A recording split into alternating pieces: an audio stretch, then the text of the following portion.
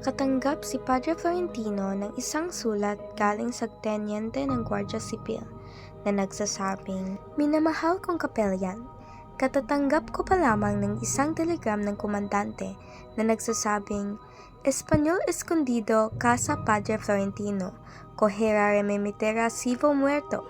Sa dahilang ang telegram ay lubhang maliwanag na pagsabihan ninyo ang kaibigan upang huwag siyang matagpuan pagparian kong hulihin siya sa 8 ng gabi. Perez." Sunugin ang sulat na ito. Ang Victoriang ito ay maaaring hanggang ako ipabaril. Tama na yan, Don Tiburcio. Hindi yan makakatulong. Hindi talaga. Don Tiburcio, makinig ka. Marahil ang ibig sabihin ng salitang kohera ay kogera. Na ang Kastilang nakatago ay hindi parang ikaw, kundi si Simon. Hindi. Ako talaga ang tinutukoy. Si Simon nga, Don Tiburcio. Siya ang 2 araw pang sugatan at waring pinag-uusik. Sigurado talaga ako na ang hinahanap ay ang mangiyak na si Simon. Ilang minuto ang nakalipas nang may kumatok sa kanilang pintuan. Walang ibang kumatok kundi si Simon na nakabalot sa sariling dugo at sugatan. Malay at masuyang pinatuloy ng mga Pilipino si Simon. Tinanggap siya ng Clerigo nang walang pasisiyasan. Saan nga ba nagbuhat ang kanyang mga sugat? At siya nagmamatigas pa sa medikong nasa Pangulong Bayan ng Lalawigan. Tama nga si Padre Florentino. Ang tanging tinatanggap ni Simon ay ang pag-aalaga lamang ni Don Tiburcio. At ano nga ba ang dapat gawin sa mga gwardyang nahuli kay Simon? Sa kanyang kalagay, siya ay tunay na kawawa. Tinawag ni Simon si Padre Florentino at tumungo siya sa kanugnog na silid. Tumingin sa dako ng higaan at namangha siya nang makitang wala na sa mukha ng may sakit ang anyong palagay at pakutya.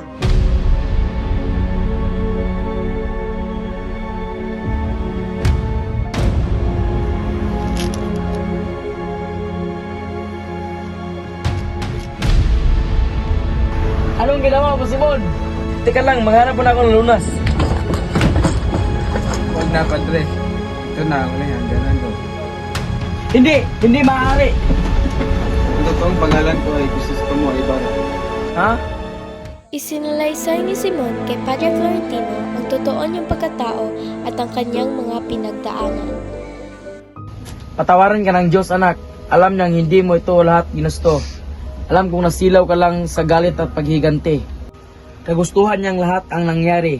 Hindi nagtagumpay ang iyong plano nang dahil sa kanya. Sapagkat alam niyang hindi ito tama. Igalang natin ang kanyang papasihan. Palagay niyo po ba ay Diyos ang nakaloob ng lahat ng ito?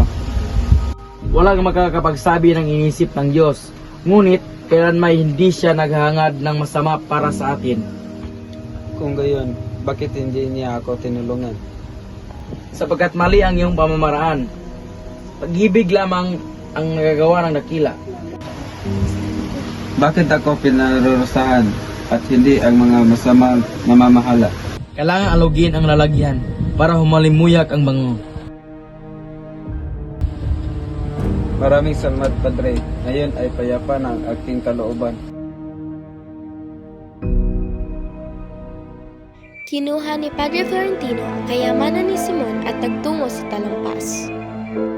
Malibing ka nawa sa kalaliman ng dagat, ngunit kung kailangan ka ng tao para sa isang maharangal na hangarin, ipahintulot ng Diyos na matuklasan ka sa sinapupunan ng alon. Pansamantala, dyan ka muna. Hindi makabubuklat ang katuwiran, hindi mag-uudyok ang kasakiman.